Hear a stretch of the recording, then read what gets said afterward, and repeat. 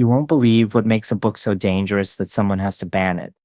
We're diving deep into the iceberg of forbidden literature.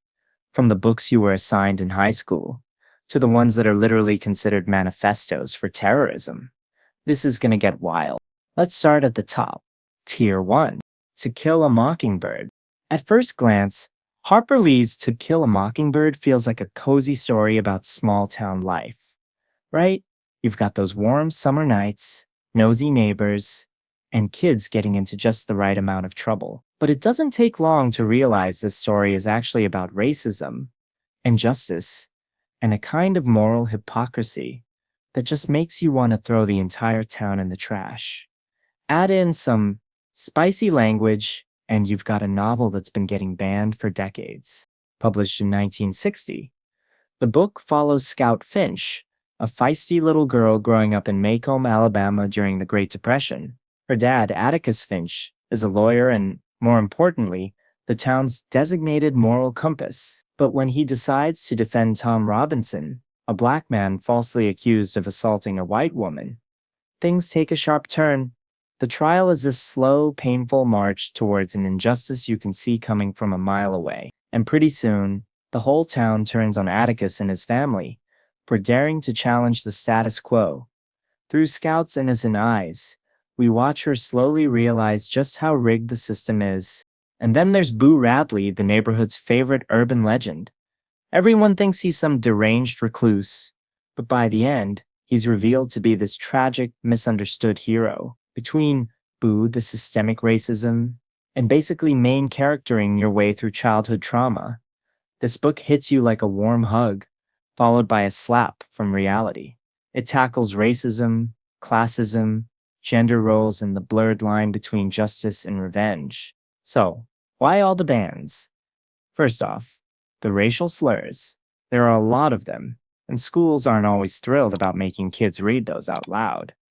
Then there's the argument that the book's portrayal of race is outdated. Some say Atticus is just a white savior, while black characters like Tom Robinson are left pretty passive. Some parents also have issues with the depictions of assault, domestic violence, and just the overall bleakness of the story. Ask 10 people about Mockingbird and you'll get 12 different opinions. Half think it's essential reading, the other half think it's just white savior fan fiction with extra steps. Either way, it's still getting pulled off shelves today. 19. Paranoia. George Orwell's 1984 is what happens when the government gets really into gaslighting and your Alexa starts snitching on you. In this world, paranoia isn't a bug in the system, it is the system. The story follows Winston Smith, a guy just trying to survive under a regime where independent thought is basically a crime. But Winston has a rebellious streak, and in a world where Big Brother is always watching, that's a big problem. Winston works at the Ministry of Truth. Think of it as a state-funded news agency with a body count. Here, truth isn't real, it's just a vibe approved by the government and sponsored by fear.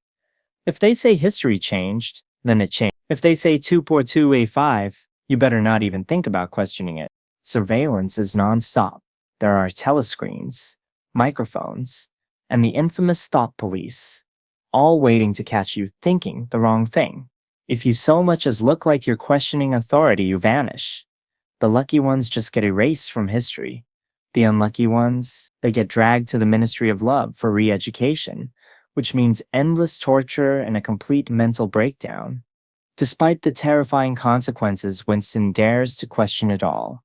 He starts a forbidden diary, falls in love, also forbidden, and joins a secret rebellion which, you guessed it, is very forbidden. But plot twist, the whole rebellion was a government setup. Winston gets arrested, brainwashed, and turned into a bootlicker so completely that he'd swipe right on fascism. 1984 has been banned repeatedly for being too political, too sexual, and too controversial, which is honestly the most Orwellian response possible. But here's the scariest part. 1984 stopped being a dystopia and quietly turned into a user manual. And if you want to know how far we've slipped, just look at who's rewriting the news these days. The Catcher in the Rye. Phonies. Since it was released in 1951, The Catcher in the Rye by J.D. Salinger has been a magnet for controversy. It's a rite of passage for angsty teens, and for some bizarre reason, the book of choice for a few real-life assassins. We'll get to that. The novel follows Holden Caulfield, a disillusioned rich kid who wanders through New York City for 3 days after getting kicked out of another fancy prep school. Over his little adventure, he picks fights, hires a prostitute he doesn't sleep with, gets wasted, offends almost everyone he meets, and slowly unravels into existential despair. The only person who sees through his BS is his little sister, Phoebe, who immediately calls him out on his aimless rebellion. Through it all, Holden is obsessed with saving children from the lies of adulthood.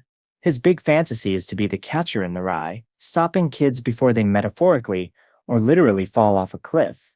This book has all the ingredients for a good old-fashioned moral panic: profanity, references to sex and prostitution, underage drinking, and a protagonist who critiques everything from religion to the military. Naturally, parents and schools lost their minds, but what really got this book banned wasn't just its content, it was its connection to real-world violence. The most infamous case? Mark David Chapman, the guy who shot John Lennon, was arrested with a copy of the book on him. He claimed it was his personal manifesto. Then there was John Hinckley Jr., who tried to assassinate Ronald Reagan and also had a connection to the novel. After these incidents, schools and libraries started treating The Catcher in the Rye like it was a contagious virus, and it ended up being banned in multiple states. For a book about teenage angst, it sure managed to scare the hell out of a lot of adults. Fahrenheit burn. In this world, Guy Montag's job is basically government-approved arson. He burns books, because in this society, thinking too hard is basically terrorism. Books make people think, thinking leads to questions, and questions just make life complicated. Can't have that, can we? But then Montag meets Clarice, a young girl who actually enjoys things like walking, talking, and worst of all, thinking.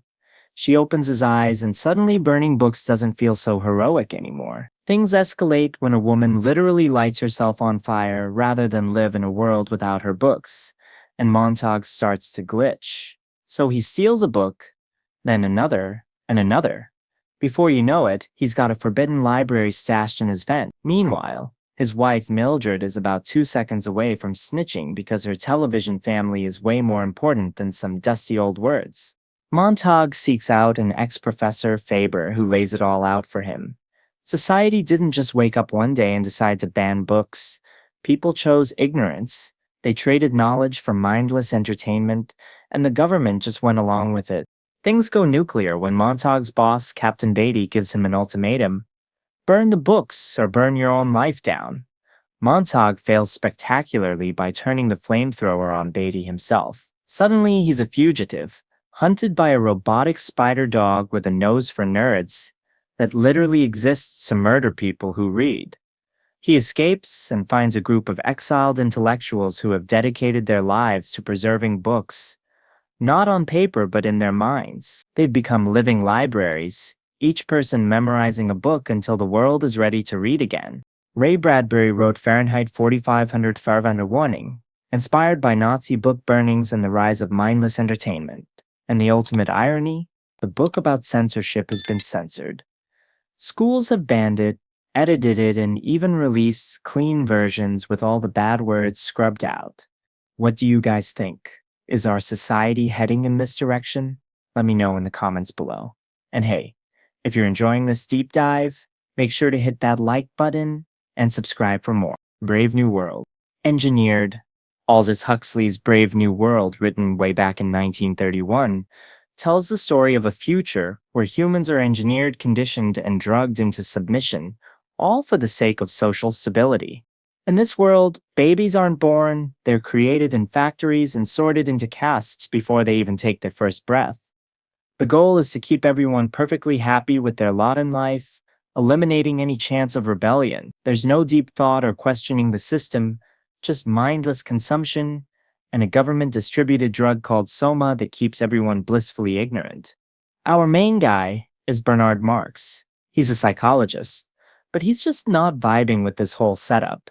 He's shorter than the ideal, which is basically a social death sentence, And he's deeply uncomfortable with a society built on mindless pleasure. Bernard and his sort of girlfriend, Lenina, take a trip to a savage reservation, a place where people live the old-fashioned way, getting old, feeling real emotions, all that good stuff.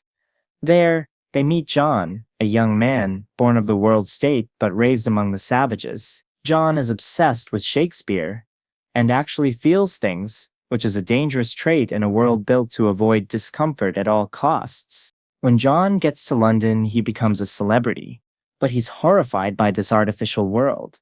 He tries to introduce concepts like love and grief, but he's just met with laughter. He eventually retreats into a self-imposed exile, but society's prying eyes never leave him alone, and the book ends with his tragic death. So why was Brave New World banned? Let's see, graphic depictions of sex, a total rejection of religion, and a sharp critique of consumerism. Yep, that sounds about right. These themes sparked outrage. But ironically, censoring Huxley's work only proves his point. The Handmaid's Tale, silenced, Margaret Atwood basically wrote a dystopia and then watched it start to come true. She dropped us into Gilead, a Bible-flavored dictatorship where women's rights get nuked and the patriarchy gets a serious glow-up. Our narrator, Offred, is a handmaid, basically a state-certified womb with legs. A fertility crisis has hit, so the government's solution is to draft fertile women, dress them in bright red, and force them into a ritual called the ceremony, which is essentially weaponized scripture and legally mandated trauma. But it's fine, because it's in the Bible, right? Offred wasn't always treated like livestock. She used to have a job, a husband, and a daughter. But then a coup turned America into Gilead, and women lost their rights overnight. No jobs, no money, no escape. When her family tried to run, her husband was shot, her daughter was captured, and Offred was sentenced to reproductive servitude.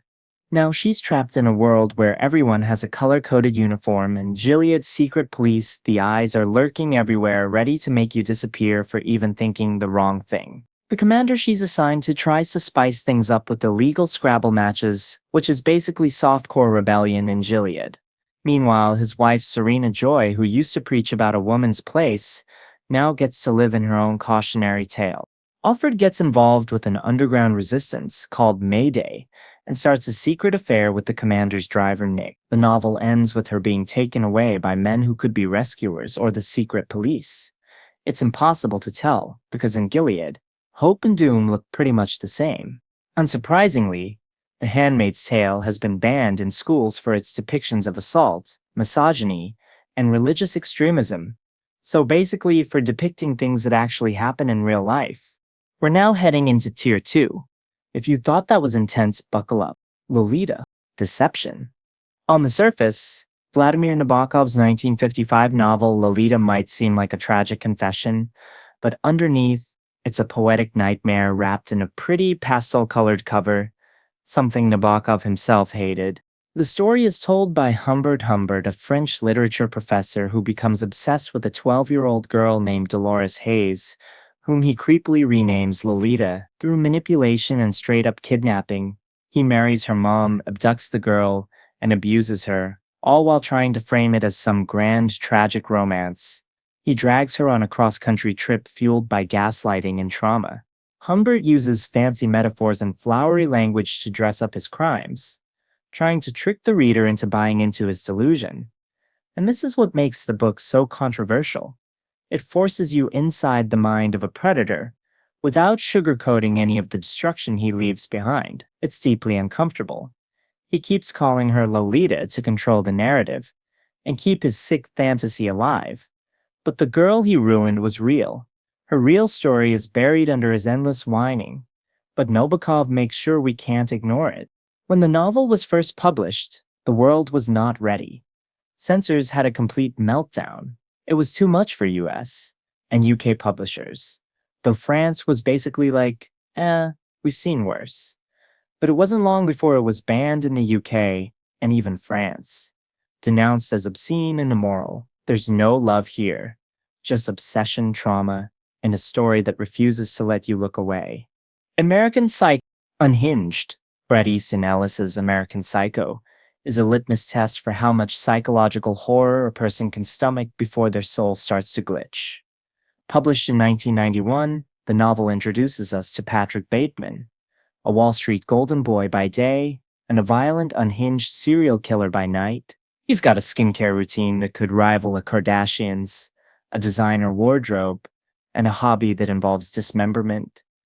Just your typical finance bro lifestyle. The story follows Bateman's descent into madness. He lives in a world obsessed with appearances, where no one actually listens to anyone else. So when Bateman casually confesses to murder over dinner, his friends just brush it off as some edgy joke. Now, let's talk about the murders. The book does not hold back on the graphic details. We're talking torture, cannibalism, and acts so grotesque that even the author admitted he might have gone a bit too far. But here's the twist. Are the murders even real? Or is Bateman just a delusional man spiraling? The novel keeps you guessing, trapping you in Bateman's unreliable mind, where reality and hallucination just blur together. The graphic violence got it banned, or heavily restricted in several countries. In Germany, you had to be 18 to buy it. In some parts of Australia, it was sold shrink-wrapped, like a cursed artifact. The book offers no resolution. The murders may or may not have happened. Bateman remains at large, and the novel closes with one final, ominous line. This is not an exit. The Satanic Verses, Blasphemy. Salman Rushdie's 1988 novel, The Satanic Verses, is the kind of book that gets a worldwide bounty put on your head. And that's exactly what happened. Combining magical realism and provocative religious themes, the novel pushes boundaries most authors wouldn't dare. It includes a controversial retelling of a disputed Islamic tale. But what really set the world on fire was Rushdie's fictionalized portrayal of the Prophet Muhammad's life.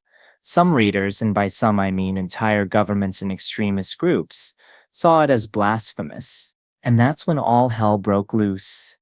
Iran's supreme leader, Ayatollah Khomeini, issued a fatwa calling for Rushdie's death. The book didn't just make headlines.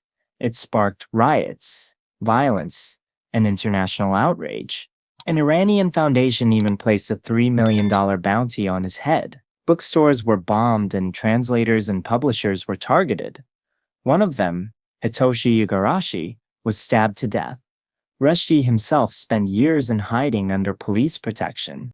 The plot itself is a wild ride about two Indian actors who survive a plane crash and magically transform into angelic and demonic versions of themselves. There are dream sequences, prophets, and a village that walks into the sea. It's complex and layered, but the controversy overshadowed everything. Even years later, the danger hasn't faded. In 2022, an attacker stabbed Rushdie multiple times during a public event. Thankfully, he survived. This book is a powerful and dangerous testament to the battle over free speech. The perks of being a wallflower, infinite.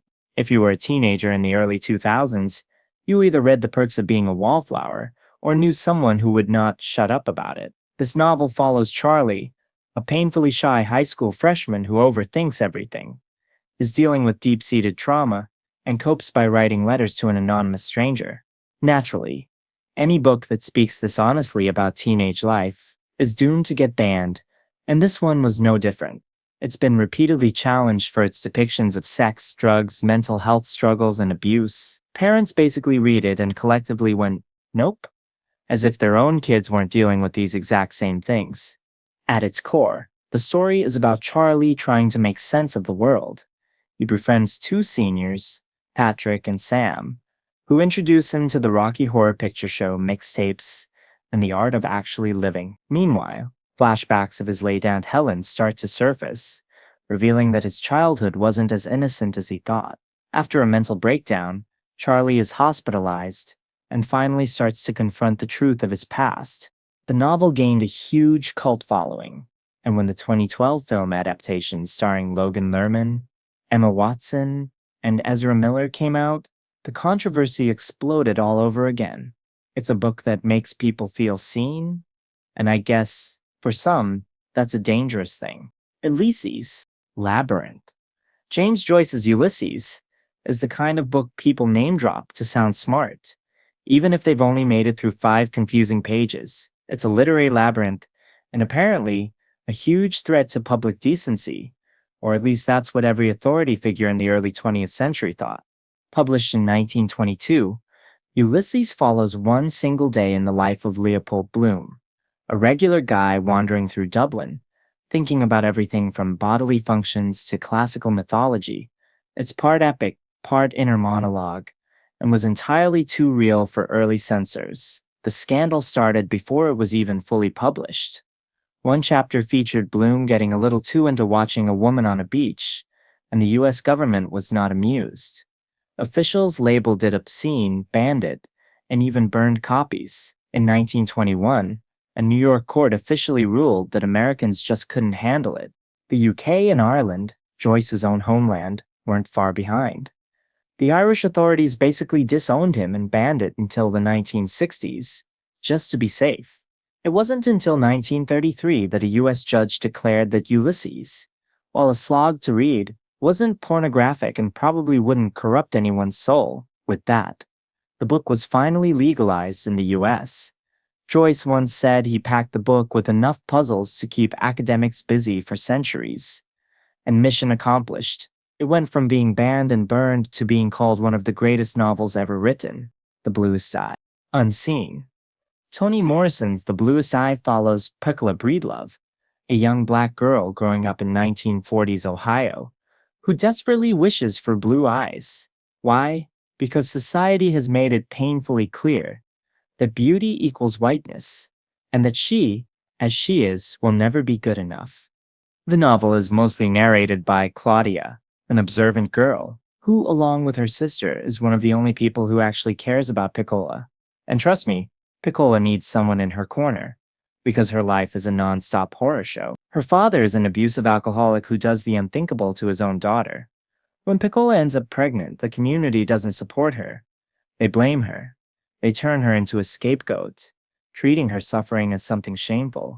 The only ones who care about her baby's survival are Claudia and her sister, who plant marigold seeds in a desperate attempt at some kind of sympathetic magic. The flowers never bloom, and the baby doesn't survive. All of this leaves Peccola completely shattered, retreating into a madness where she's convinced she finally has the blue eyes she always dreamed of. In this book, Morrison provides a raw, brutal look at racism, self-hatred, in the way society destroys its most vulnerable people while pretending not to see. Naturally, this made a lot of people uncomfortable. The book has been banned and challenged across America for its graphic depictions of violence, child abuse, and incest. But it's not just the content, it's the way the novel refuses to look away. 50 Shades trilogy, scandal. 50 Shades of Grey was more than just a book, it was a full-blown cultural event. Suddenly your aunts, your teacher, and maybe even your sweet old grandma were all reading the same smutty novel and insisting it was just a love story. The trilogy follows college student Anastasia Steele, who literally stumbles into the life of Christian Grey, a young, brooding billionaire with a passion for control, both in the boardroom and the bedroom. What starts as an awkward interview quickly turns into a high-stakes romance filled with contracts, safe words, and a lot of red flags. Christian, who has a tragic backstory of his own, introduces Anna to his very particular tastes.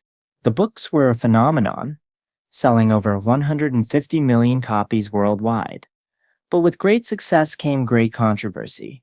The BDSM community accused the books of misrepresenting their lifestyle, arguing that Christian's behavior was more about abuse than consensual kink. Feminists were divided, and domestic abuse advocates pointed out that Christian's manipulative tactics seemed more predatory than passionate.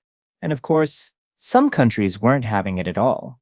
The Malaysian government banned the trilogy under its strict censorship laws, citing moral values. But as we know, banning a book just makes people want it more. If there's one surefire way to boost book sales, it's to tell people they're not allowed to read it. Alright, we're going deeper. Welcome to Tier 3.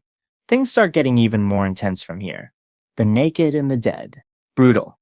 Norman Mailer was just 25 when he published The Naked and the Dead in 1948, and man did he make an entrance. Inspired by his own time in WWWI, this book doesn't sugarcoat the horrors of war, It's a 700-page brick of suffering, showing all the grime, sweat, and sheer brutality of battle. The story follows an American platoon on a fictional island, struggling through a brutal campaign against the Japanese. But don't expect some grand, noble war story. This is war stripped down to its bare bones: exhaustion, fear, and loneliness. The soldiers aren't heroes, they're just men trying to survive. Marching through jungle rot and the constant threat of death, Mailer dives deep into the psychological toll of war. The soldiers are dehumanized, treated like disposable tools by their higher-ups, and they know it.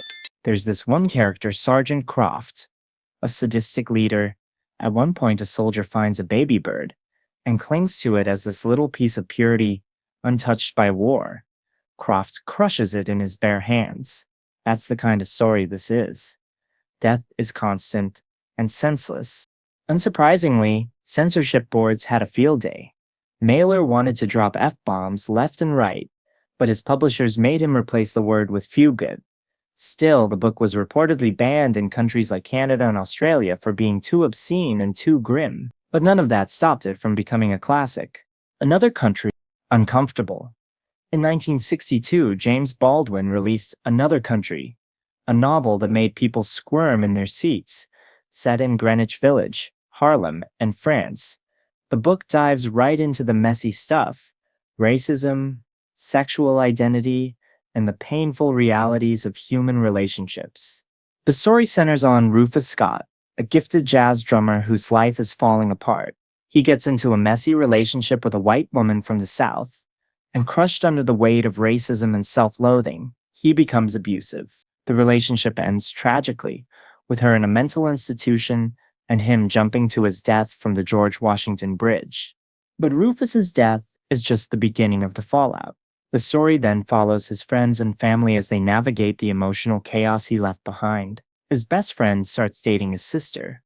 His first male lover returns from France, and nearly every character becomes entangled in a web of betrayal and self-discovery. Baldwin forces readers to face how racism and homophobia can twist love and connection. As you'd expect, the book faced serious backlash and was banned in New Orleans for its depictions of obscenity and LGBTQ themes. But by then, Baldwin's powerful message had already spread far and wide. Born a Crime. Illegal. Trevor Noah's Born a Crime isn't your typical banned book. It doesn't have the stuff that usually freaks out school boards. No. This book got banned because it dared to tell the truth about growing up as a mixed-race child during apartheid in South Africa, a kid who was literally born a crime. Trevor was born to a black Xhosa mother and a white Swiss-German father, which was illegal at the time. This meant his mother had to go into stealth mode just to walk down the street with him. If the cops showed up, she had to pretend he wasn't her son, or risk being arrested. Noah grew up in a world that had no idea what to do with him. He wasn't black enough for the black community, and wasn't white enough for the white community. It was illegal to exist in the in-between. But his mother, Patricia, was a force of nature. She taught him to be quick-witted and adaptable. He learned to blend in, survive, and hustle, from bootlegging CDs to talking his way out of trouble. The book doesn't shy away from the harsh realities of racism and domestic abuse, like the unforgettable part where his stepfather shot his mother in the head and she survived. So why was it banned? Apparently, the book's racial themes and some of Noah's views made some people so uncomfortable that it sparked serious controversy. Despite that, it's become a worldwide bestseller and even required reading in some schools. The House of the Spirits. Generational. Some books get banned for a few curse words. Isabel Allende's 1982 novel The House of the Spirits got banned because it refused to look away from a nation's trauma. This isn't just a family drama with some psychic whispers. It's a slow-burning generational tragedy that drags readers through Chile's political nightmares and class struggles. It all starts with Clara, a quiet girl with psychic abilities, and her fiancé, Esteban Truba. After a family tragedy, Esteban channels his grief into becoming the worst possible version of himself. He rebuilds his family's wealth, and in his spare time, assaults local peasant women, leaving behind illegitimate children who will one day seek revenge. But this book isn't just about one man's cruelty. It's about an entire country rotting from the inside. Esteban becomes a conservative senator, while his own family fractures under his violence. His daughter falls in love with a revolutionary, and Esteban reacts about as well as you'd expect. He has the man mutilated. As Chile inches toward a military coup, things go from bad to hellish. Esteban cheers on the coup thinking it will protect him, only to find out dictatorships don't care for anyone's opinions. His son is killed, and his granddaughter, Alba, is captured and tortured by none other than Esteban's own vengeful illegitimate son. But instead of continuing the cycle of violence, Alba does something no one expects. She refuses revenge. By the end, her survival and her refusal to pass on hatred are the only things that truly matter. Naturally, censors lost their minds. The book was banned in schools in the US for its themes of torture and assault, and it was also banned in Chile for pretty obvious reasons. Lady Chatterley's lover. Scandalous. Lady Chatterley's lover was a grenade tossed right into the lap of 20th century prudishness. When D.H. Lawrence published it privately in 1928, governments across the world immediately rushed to ban and burn it. The plot follows Constance, an aristocrat trapped in a passionless marriage to a man paralyzed from the waist down. Enter Oliver Mellors, the rugged gamekeeper on their estate. The two begin a raw, honest, and unrestrained affair. To the moral gatekeepers of the 1920s, this was an unforgivable sin. Explicit descriptions, four-letter words, and the audacity to mix class and passion, unthinkable. In 1960, Penguin Books decided to challenge the UK's obscenity laws by publishing an uncensored edition. The trial that followed became legendary. The prosecutor actually asked the jury if this was the kind of book they'd want their wife or servants to read. The jury's verdict: not guilty. Within 3 months, 3 million copies flew off the shelves. Just like that, Lady Chatterley's lover went from forbidden fruit to mainstream must-read Tropic of Cancer. Obscene. Published in France in 1934, Henry Miller's Tropic of Cancer was the kind of book that made censors clutch their chests and reach for the nearest torch. The US government took one look at its uncensored descriptions of sex, poverty, and existential chaos, and immediately decided, nope, no one should read this. They banned it and declared it too obscene for civilized society. The book doesn't really have a plot. It's more of a wild ride through Miller's semi-fictional self, as he stumbles around Paris in a haze of hunger, sex, and philosophical breakdowns. He trashes social norms and writes about his encounters in a way that's crude, shocking, and somehow weirdly poetic. Naturally, it got banned, but that just made people want it more. For nearly 3 decades, it was a black market staple, passed around by rebellious lit nerds.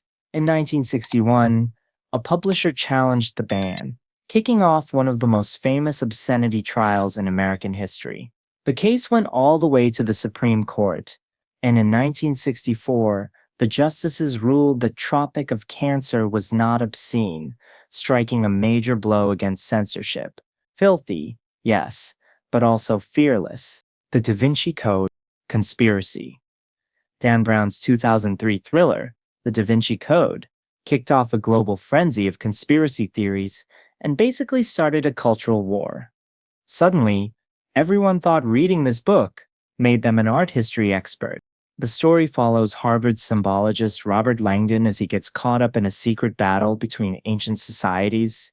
At stake, only the biggest religious bombshell ever, the possibility that Jesus Christ and Mary Magdalene had a child, creating a hidden royal bloodline. Naturally, the Catholic Church was not thrilled. The book suggests that the kings of France were descendants of Jesus, a theory borrowed from a book that was based on a widely debunked hoax, but Brown boldly claimed his novel was based on actual historical facts, which is like saying Indiana Jones is a documentary. That didn't stop it from selling over 80 million copies and getting a Tom Hanks movie adaptation. But its outrageous theories also made it a target for bans. Lebanon yanked it from shelves for offending Christians. Several Indian states outlawed it for being blasphemous, and Vatican officials called for a boycott as a masterclass in how to turn controversy into a bestseller. Okay, here we go. Tier 4. This is where things get genuinely disturbing. The 20 Days of Sodom, depraved. In 1785, while locked up in the Bastille, the Marquis de Sade wrote the 20 Days of Sodom on a 39-foot scroll that he hid in his cell wall. And he probably did that because even he knew this thing was too deranged to see the light of day. The plot is basically a nihilistic group project run by 4 French perverts who represent failing institutions, aristocracy, religion, law, and capitalism. Their one rule: if it feels good, do it. If it doesn't, do it anyway, but louder. They barricade themselves in an isolated chateau with accomplices, servants, and 20 victims. Mostly teenagers. Each night, 4 retired sex workers tell stories so cursed they make Reddit threads look tame. Inspired by these bedtime tales from hell, the men act them out, escalating from disturbing fetishes to straight-up torture and murder. By the end of it all, only a few are left standing. The book was never even finished, which is honestly a blessing. When the Bastille was stormed, de Sade claimed he wept tears of blood over his lost manuscript. Okay, drama queen. In reality, the scroll survived and was finally published in 1904. Predictably, it was banned for decades and dismissed as pure pornography. Today, some people try to treat it like a deep philosophical take on freedom. Others just call it what it is: the fever dream of a man who absolutely should have been left behind bars with no access to paper. The Turner Diaries. Manifesto. If someone you know owns this book, you're not in a conversation. You're in a radicalization pipeline. This isn't edgy reading material. It's a manifesto for real-world terrorism. Written in 1978 by a neo-Nazi leaders, it's less a novel and more a step-by-step tutorial for overthrowing democracy and committing genocide. The plot revolves around the collapse of the US government and the rise of an extremist group called the Organization that establishes a world where all non-white people and Jewish people are exterminated. It's a fun read if you're a monster. The main character is part of an underground militia fighting a corrupt Jewish-controlled system. The book describes mass bombings, public executions, and guerrilla warfare that escalates into a nuclear apocalypse. One of the most infamous scenes is called The Day of the Rope, where the group rounds up race traitors, journalists, and politicians and hangs them in the streets. The book ends in a utopian future where the world is peaceful because all non-white people have been wiped out. It's genocidal propaganda, plain and simple. And the worst part? It didn't stay fiction. The Turner Diaries inspired the Oklahoma City bombing and countless hate crimes. It's been called the Bible of the racist right, and despite being banned in several countries, it continues to circulate in extremist circles today. The Anarchist Cookbook, Chaos. Then there's the Anarchist Cookbook, released in 1971. It's the kind of book you'd expect to find wedged between gas masks and how to build your own bomb pamphlets. What might surprise you is that it was written by a teenager, William Powell, during the height of the Vietnam War. It's essentially a DIY guide to chaos, with instructions on everything from making explosives and hacking devices to cooking homemade LSD. Powell was angry at the government and wanted to give America a wake-up call. His research was just as wild. He combed through everything from the Boy Scout handbook to anarchist manifestos to piece it all together. But here's the kicker. Powell spent the rest of his life regretting it. He converted to Anglicanism, moved overseas, and dedicated his life to education and conflict resolution. He repeatedly begged his publisher to take the book out of circulation, but since he didn't own the rights, it remained in print. He started calling it a misguided product of his youth. But despite his regret, the book lived on. Once it hit the internet, it spread like wildfire. It's been linked to criminal cases and has kept law enforcement on alert. But in the US, it's legally protected under the First Amendment, which has kept it in circulation despite its dangerous nature. Forever Amber, unapologetic.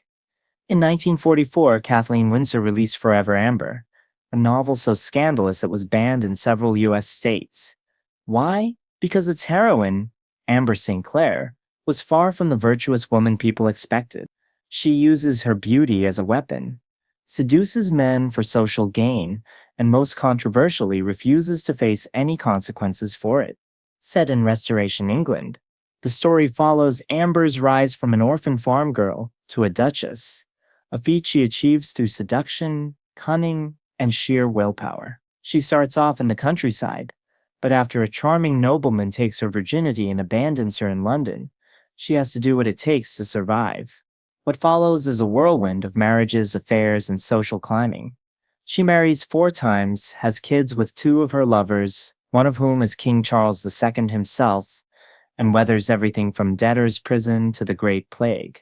Through it all, Amber remains unapologetic. She never seeks redemption or regrets her actions. Her refusal to conform to the typical female story arc was too much for critics at the time.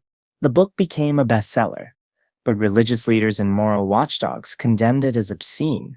The Catholic Church denounced it, and it was even banned in Boston. But despite the controversy, its legacy lives on.